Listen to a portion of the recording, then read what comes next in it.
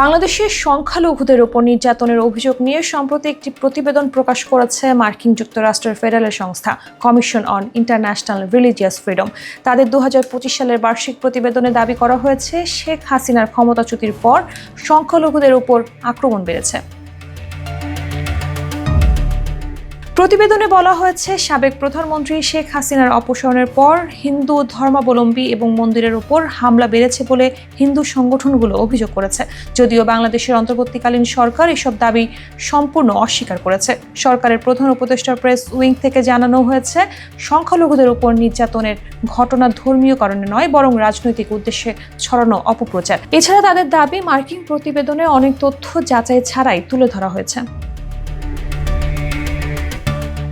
মার্কিন প্রতিবেদনে আরও বলা হয়েছে, সংখ্যালঘুদের সুরক্ষার প্রতিশ্রুতি দিলেও অন্তর্বর্তীকালীন সরকারের আমলে তাদের অবস্থা আরও শোচনীয় হয়েছে। তবে এই প্রতিবেদনেও বাংলাদেশ বিশেষভাবে নজরদারির তালিকা বা নিষেধাজ্ঞার তালিকায় পড়েনি। বিশেষ উদ্বেগের তালিকায় থাকা দেশগুলির মধ্যে রয়েছে চীন, ভারত, পাকিস্তান, মিয়ানমার সহ বেশ কিছু দেশ।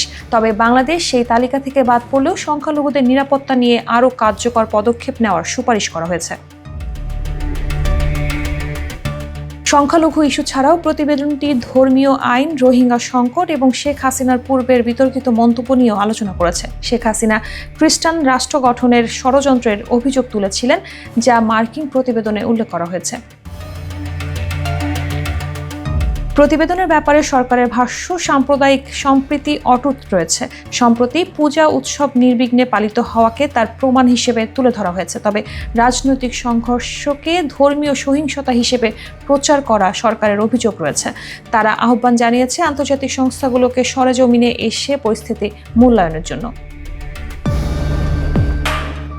তবে মার্কিন প্রতিবেদনে আলোচিত বিষয়গুলো নিয়ে দেশের অভ্যন্তরে বিতর্ক অব্যাহত। সংখ্যালঘুদের নিরাপত্তা নিয়ে এই বিতর্কের সমাধান কোথায় গিয়ে থামে, সেটাই এখন দেখার বিষয়।